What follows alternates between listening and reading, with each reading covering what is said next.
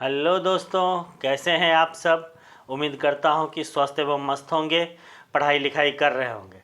तो चलिए चलता हूं आज का अपना टॉपिक कार्बन एवं इसके यौगिक पर। लास्ट क्लास में हम लोगों ने कार्बन के बारे में कुछ देखा था कि कार्बन की परमाणु संख्या कितनी है, कार्बन का परमाणु भार कितना है, कार्बन की वैलेंसी कितनी है, कार्बन के कुछ गुण को देखा था। उसमें सबसे इम्पोर्टेंट जो महत्वपूर्ण गुण था टेट्रावैलेंसी यानी चतुस्संयोजकता के बारे में भी देखा था। और उससे होते हुए हम लोगों ने कोवैलेंट बॉन्ड को भी देखा था।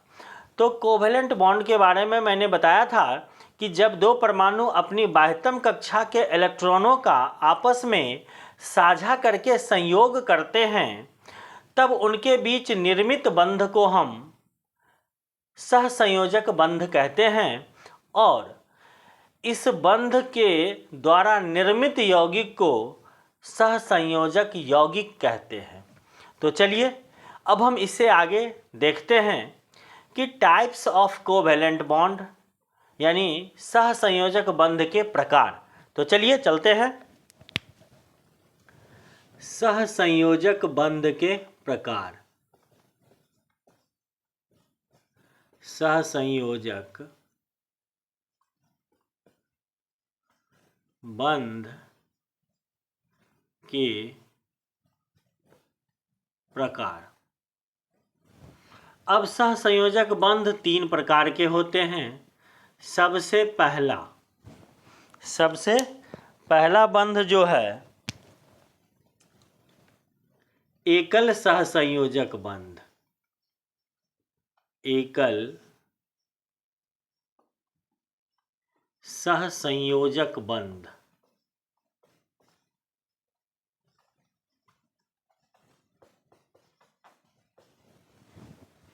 दूसरा है द्वि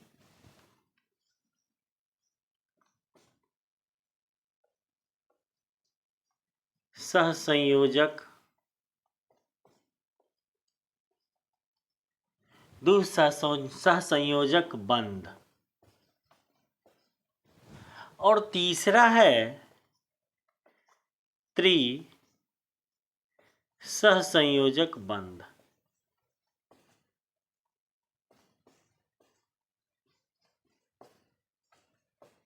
ये तीन तरह के बंध हम लोग इसमें देखेंगे और इसमें आप लोग देखा था कि एकल सहसंयोजक बंध में एक कोवैलेंट बॉन्ड था, द्वि सहसंयोजक बंध में डबल बॉन्ड था और त्रि सहसंयोजक बंध में तीन सहसंयोजक बंध थे। तो इसको हम लोगों ने देखा था। तो धीरे धीरे एक एक एग्जाम्पल से इसको देखते हैं और फिर आगे बढ़ेंगे। तो नाम एक बार आप लोग देख लीजिए।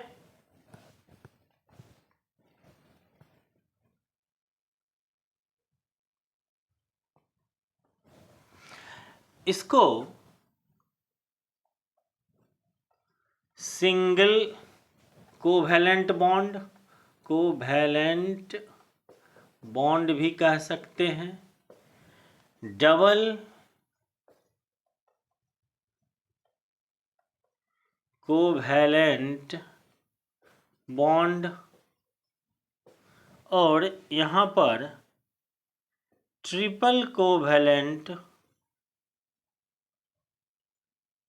बॉन्ड। यानी यहाँ पर ये तीन तरह का बॉन्ड आपको देखने को मिलेगा। सिंगल मतलब एक, डबल मतलब दुई और ट्रिपल मतलब त्रि। तो त्रि सहसंयोजक बंध। अब देखते हैं इसके एग्जाम्पल को। तो ये तीनों आप लोग देख लीजिए, एक एक करके हम लोग इसको देखेंगे।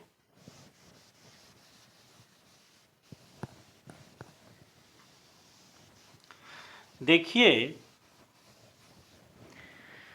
अब बंध जब हम लोग पढ़ रहे हैं तो इसको अच्छे से समझ ही लेते हैं। जैसे जब दो परमाणु के बीच एक सिंगल बॉन्ड हो, यानी एक सहसंयोजक बंध हो। यहाँ पर दो परमाणु के बीच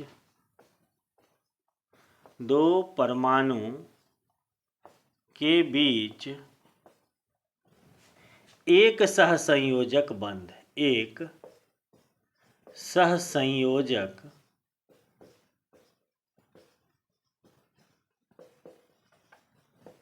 बंध होगा तो एकल सहसंयोजक बंध होता है। जैसे देखिए, अभी अगर हम लोग हाइड्रोजन को ही ले ले तो हाइड्रोजन के बाह्यतम कक्षा में एक इलेक्ट्रॉन है। तो दो हाइड्रोजन है, जैसे ये H2 है, तो हाइड्रोजन के बाह्यतम कक्षा में एक इलेक्ट्रॉन, इस हाइड्रोजन के बाह्यतम कक्षा में भी एक इलेक्ट्रॉन, और हाइड्रोजन दो इलेक्ट्रॉन लेकर के नोबल गैस का स्ट्रक्चर प्राप्त कर लेता है, यानी अक्रिय गैस का स्ट्रक्चर प्राप्त कर लेता है, इसलिए इसको ड्यूप्लेट भी कहते हैं। तो ये हाइड्रोजन क्या करेगा, अब यहाँ से थोड़ा इसको देख लीजिए, इस तरह से है, इसको आप ऐसे बना सकते हैं। ये इलेक्ट्रॉन डॉट स्ट्रक्चर है, तो ये हाइड्रोजन इसका एक इलेक्ट्रॉन ले लेगा और ये हाइड्रोजन इसका एक इलेक्ट्रॉन ले लेगा, और इस दो इलेक्ट्रॉन से जो ये बंध बन रहा है यही आपका एकल सहसंयोजक बंध होगा। एकल सहसंयोजक बंध, सहसंयोजक बंध, यानी एक बॉन्ड अगर बन गया तो यह हो गया एकल सहसंयोजक बंध। इसको आप ऐसे भी दिखा सकते हैं। तो इस तरह से देखिए, पहले तो यहाँ पर मैंने इलेक्ट्रॉन को दिखाया, यहाँ पर इलेक्ट्रॉन डॉट स्ट्रक्चर है और दोनों के बीच एक सिंगल बॉन्ड बना, तो यह हो गया एकल सहसंयोजक बंध। ठीक इसी तरह से आप क्लोरीन का ले लीजिए, Cl2। देखिए, क्लोरीन के बाह्यतम कक्षा में, क्लोरीन का, एक मिनट और थोड़ा सा यहाँ ध्यान दीजिएगा, क्लोरीन का जो है परमाणु संख्या होता है 17। तो इसका हम इलेक्ट्रॉनिक विन्यास कैसे लिखेंगे, तो मैंने बताया था कि पहला कक्षा में 2 इलेक्ट्रॉन, फिर उसके बाद 8 इलेक्ट्रॉन, और फिर 8 इलेक्ट्रॉन भरना है। बताया था ना कि 2,8,8 इस तरह से इलेक्ट्रॉन को फिल करना है। तो यहाँ आप 2 और 8 10 और बच जाता है 7, तो हो जाता है 17।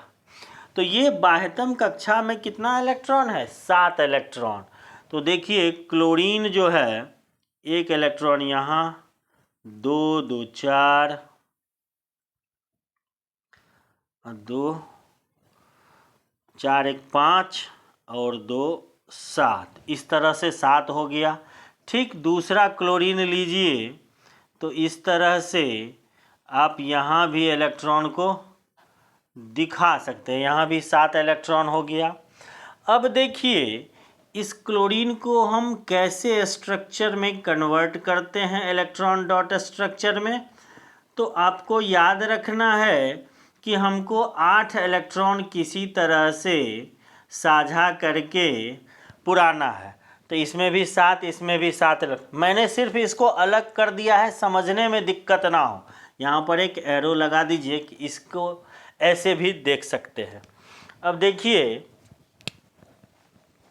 यहाँ से क्या होगा, ऐसे, तो देखिएगा 2 2 4 2 6 और 2 8, और यहाँ पर देखिएगा ऐसे। अब इस दोनों के बीच देखिए ये सिंगल बॉन्ड बना है ऐसे, ठीक है। इसको आप Cl भी लिख सकते हैं। और यह क्या हो गया, यह भी हो गया एकल सहसंयोजक बंध। इसको आप ऐसे दिखा दीजिए एरो से, ये भी आपका एकल सहसंयोजक बंध हो गया, सिंगल कोवैलेंट बॉन्ड। तो यहाँ पर क्या है, ये या तो इसको कहिए या फिर इसको कहिए, ये भी क्या है, सिंगल कोवैलेंट बॉन्ड। ये भी आपका सिंगल कोवैलेंट बॉन्ड ही है।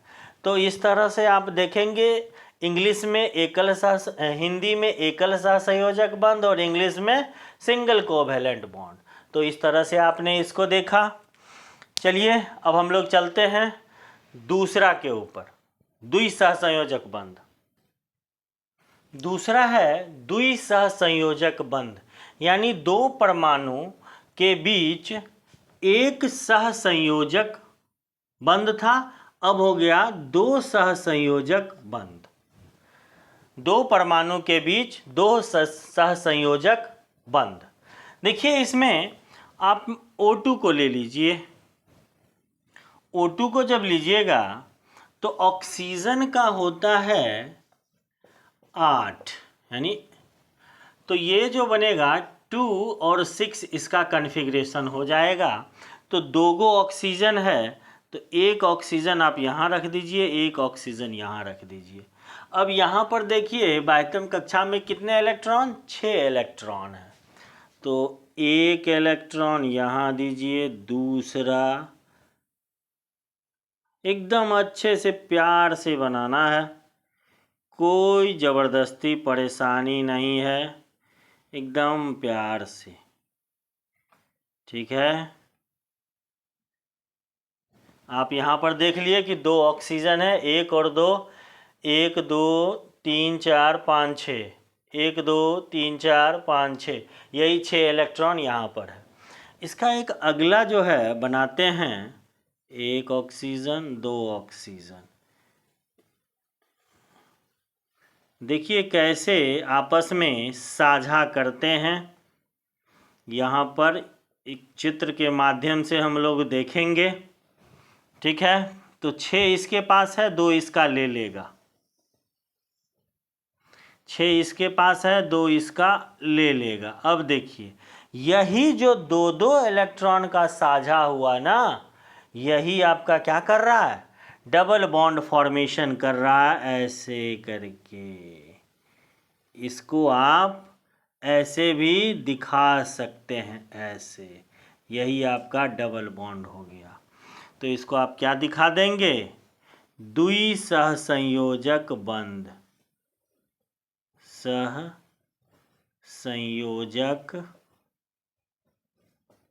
बंध, ठीक है। द्विसहसंयोजक बंध हो गया। ये भी है, ये भी सहसंयोजक बंध है, दो गो है ना, 1 और 2, तो ये दोनों, इसी को आगे ऐसे साफ साफ लिख दिया गया है। तो दो ऑक्सीजन के बीच आप 1 और 2, दो सहसंयोजक बंध को आप देख रहे हैं। क्या जी, समझ में आ रहा है? एकदम ध्यान से देखिएगा, एकदम समझ में आएगा, हड़बड़ाने की बात नहीं है, आराम से पढ़िए। चलिए अगला चलते हैं, त्रिसहसंयोजक बंध। अब देखिए यह है त्रिसहसंयोजक बंध, ट्रिपल कोवैलेंट बॉन्ड। दो परमाणु के बीच 3 सहसंयोजक बंध अगर हो तो ट्रिपल कोवैलेंट बॉन्ड होता है। देखिए जैसे एक एग्जाम्पल है N2 का, यानी एक नाइट्रोजन, दूसरा नाइट्रोजन। अब आपको नाइट्रोजन के बारे में पता है कि नाइट्रोजन की परमाणु संख्या 7 होती है। तो इसका जो कन्फिग्रेशन होगा 2 और 5, पहले 2 आ जाएगा और 7 में फिर 2 घटाएंगे तो 5, यानी इसका जो कन्फिग्रेशन है 2 और 5 है। तो चलिए 5 इलेक्ट्रॉन देता हूँ इसको, 1 2 3 4 5, 1 2 3 4 5। अब देखिए 5 इलेक्ट्रॉन इसके पास भी है, 5 इलेक्ट्रॉन इसके पास भी है। हमको पुराना कितना है, 8 इलेक्ट्रॉन इसको। तो देखिए 8 इलेक्ट्रॉन कैसे पुरता है, थोड़ा सा साफ साफ कर रहा हूँ कि आपको दिक्कत ना हो समझने में। देखिए 5 हो गया इसका। अब देखिए 5 गो इसका, 3 गो इसका, तो ऐसे ले लीजिए, और फिर 5 गो इसका, 3 गो इसका, 8 हो गया। तो देखिए तो कितना बॉन्ड बना यहाँ पर, 1 2 3, यानी नाइट्रोजन और नाइट्रोजन के बीच 3 बॉन्ड हो गया, तो यह क्या हो गया, ट्रिपल बॉन्ड हो गया। तो त्रिसहसंयोजक बंध, त्रिसहसंयोजक बंध। देखिए ये सब समझने की चीज़ है और आप लोग भली भांति इसको समझ रहे होंगे, ध्यान से देखिए। अब यहाँ पर भी ट्रिपल कोवेलेंट बॉन्ड हो गया, तो इस चीज़ को आप देख लेंगे। तो इस तरह से आप कोवेलेंट बॉन्ड के 3 प्रकार को देखा, और 3 प्रकार में आपने देखा कि किस तरह से किस परमाणु के बीच सिंगल बॉन्ड है, डबल बॉन्ड है या फिर ट्रिपल बॉन्ड है। यही बॉन्ड के आधार पर इसको 3 भाग में बांटा गया है। ठीक है, तो चलिए अब हम लोग अगला टॉपिक पे चलते हैं, जिसका नाम है कार्बन के अपर रूप। अपर रूप अगर समझना हो तो बहरूपिया अगर समझते हैं, यानी जो अपना रूप बदल सकता है, तो अगर बहरूपिया को समझते हैं तो इसको समझने में कोई परेशानी नहीं है। मतलब जस्ट लाइक बहरूपिया है, अपना रूप बदल रहा है।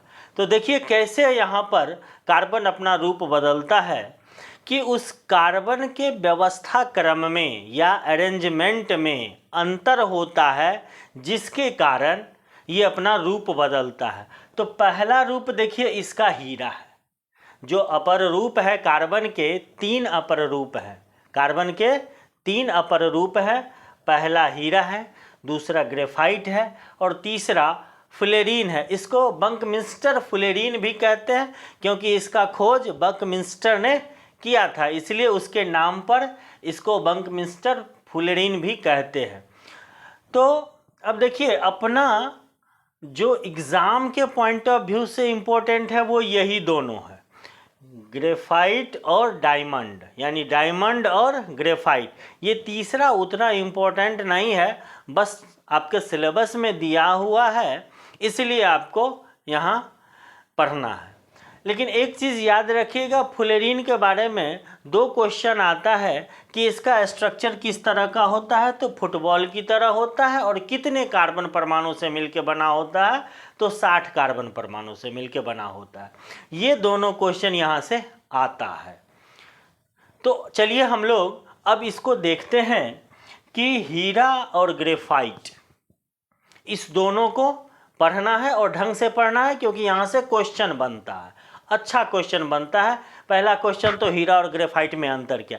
तो सबसे पहले हम इसको देखेंगे कि कार्बन के 3 अपर रूप हैं, डायमंड यानी हीरा, दूसरा ग्रेफाइट और तीसरा फुलेरीन। फुलेरीन उतना इम्पोर्टेंट नहीं रखता है, लेकिन ये हीरा और ग्रेफाइट दोनों इम्पोर्टेंट है आप लोग के लिए। तो चलिए इसको देखते हैं। सबसे पहला इसका अरेंजमेंट यानी स्ट्रक्चर को समझेंगे। तो इसके स्ट्रक्चर को समझने के लिए आपको ये ध्यान रखना होगा कि इसका व्यवस्था क्रम क्या है। तो देखिए कार्बन के बाह्यतम कक्षा में 4 इलेक्ट्रॉन होते हैं, और यह 4 सहसंयोजक बंध बनाता है ऐसे, यानी 1 2 3 4, 4 बंध बनाया। इसमें क्या है, हीरा क्या है कि प्रत्येक कार्बन परमाणु 4 अन्य कार्बन परमाणु से जुड़ा होता है। मतलब क्या है, देखिए स्पष्ट है यहाँ से कि ये कार्बन है, तो ये 4 अन्य कार्बन से जुड़ा होगा ऐसे, यानी कहीं भी खाली नहीं है। ये कार्बन भी होगा तो 4 अन्य कार्बन से जुड़ा होगा ऐसे। अब प्रत्येक कार्बन, ये तो मैं एक छोटा सा नमूना दिखाया हूँ, इस तरह से सोचिए कि सब कार्बन एक दूसरे से कॉम्पैक्टली अगर जुड़ा हुआ रहेगा तो कितना कठोर होगा। तो सबसे पहले ये 4 अन्य कार्बन परमाणु से जुड़ा होता है, जिसके कारण इसको हम कहते हैं टेट्राहेड्रल स्ट्रक्चर है, यानी इसका जो अरेंजमेंट है वो टेट्राहेड्रल है। एक चीज़ याद रख लीजिएगा कि हीरा का स्ट्रक्चर कैसा होता है, तो टेट्राहेड्रल। ये भी आपका क्वेश्चन का पॉइंट है, स्टार मार्का दे दीजिएगा, ये आपका क्वेश्चन का पॉइंट है।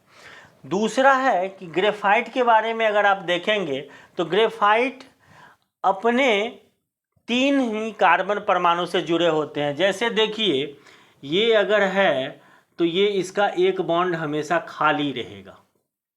ये अगर तीन कार्बन परमाणु से जुड़ा है, 1 2 3, और ये वाला जो है बॉन्ड खाली रहेगा, मतलब क्या, यहाँ पर जो है फ्री इलेक्ट्रॉन पाया जाएगा। और यह जो है हेक्सागन स्ट्रक्चर में होता है, यानी इस तरह का।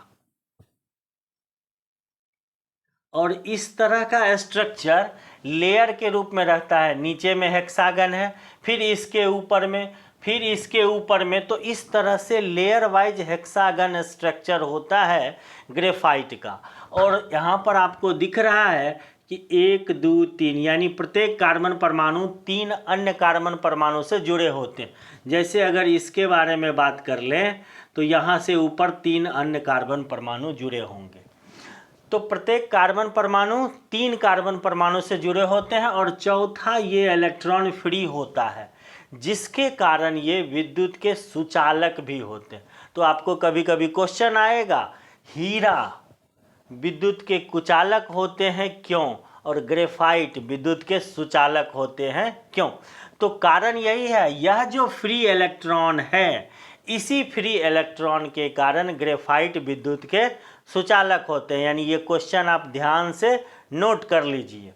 चलिए अगला गुण की ओर चलते हैं। ये हेक्सागन लेयर के रूप में व्यवस्थित होते हैं, जो कि मैंने बताया, एक हेक्सागन यानी षष्ठभुज है, एक नीचे हो गया, एक इसके ऊपर, एक इसके ऊपर, फिर इसके ऊपर, इस तरह से लेयर वाइज होता है। तो इसी को मैंने यहाँ लिखा है कि हेक्सागन के लेयर के रूप में व्यवस्थित होते हैं। अब ये देखिए 60 कार्बन परमाणु से बना है और यह फुटबॉल की तरह होता है। अब देखिए इसका अगला जो है बंधन कैसा होता है। इसमें कार्बन में, हीरा में देखिएगा इस तरह से 4 कोवैलेंट बॉन्ड होते हैं, तो 4 मजबूत सहसंयोजक बंध होते हैं, और इसमें मात्र 3 सहसंयोजक बंध होते हैं, 3 सहसंयोजक बंध होते हैं। और देख लीजिए यहाँ लिखा हुआ है एक फ्री इलेक्ट्रॉन होते हैं। इसी फ्री इलेक्ट्रॉन के कारण ग्रेफाइट विद्युत के सुचालक होते हैं।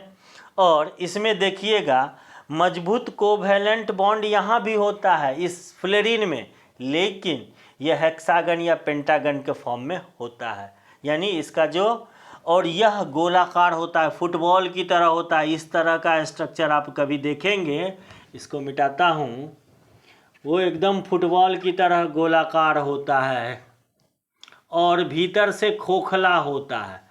भीतर से क्या होता है? खोखला होता है, कुछ नहीं होता है, सिर्फ चारों तरफ ही हेक्सागन या पेंटागन के फॉर्म में होता है। उसमें भी सहसंयोजक बंध ही होते हैं, ये ध्यान रखिएगा। अगला है इसका प्रॉपर्टी यानी गुण। हीरा कैसा होता है? तो कठोर होता है, पारदर्शी होता है, इसका अपवर्तनांक अधिक होता है। हीरा कैसा होता है? तो कठोर होता है। क्यों? क्योंकि चारों तरफ, इसके जो चारों तरफ कार्बन है वो एक भी बॉन्ड खाली नहीं है, सभी 4 बॉन्ड है, चारों पर कार्बन है, और प्रत्येक कार्बन में 4 बॉन्ड है। तो इस तरह से इसका जो स्ट्रक्चर होता है काफ़ी कठोर होता है, ठीक है। और यह देखिए ग्रेफाइट मुलायम होता है। आप लोग पेंसिल से जो लिखते हैं, पेंसिल का जो नोक बनाते हैं, जो काला काला उगता है, वो पेंसिल का जो नोक होता है वो ग्रेफाइट का ही होता है। तो ग्रेफाइट जो है मुलायम होता है, ठीक है। और इसका प्रयोग स्नेहक यानी लुब्रिकेंट के रूप में भी होता है। यानी ग्रेफाइट का प्रयोग कैसे? लुब्रिकेंट के रूप में होता है। लुब्रिकेंट मतलब चिकना बनाने के लिए सतह को, ठीक है। और इसमें आ जाइएगा तो इसका फ्लोरीन का प्रयोग इलेक्ट्रॉनिक डिवाइस में होता है, इलेक्ट्रॉनिक डिवाइस में होता है और ड्रग्स में होता है। और एक चीज़ याद रखिएगा, आजकल टेक्नोलॉजी का ज़माना है, तो नैनो टेक्नोलॉजी में फ्लोरीन का प्रयोग होता है।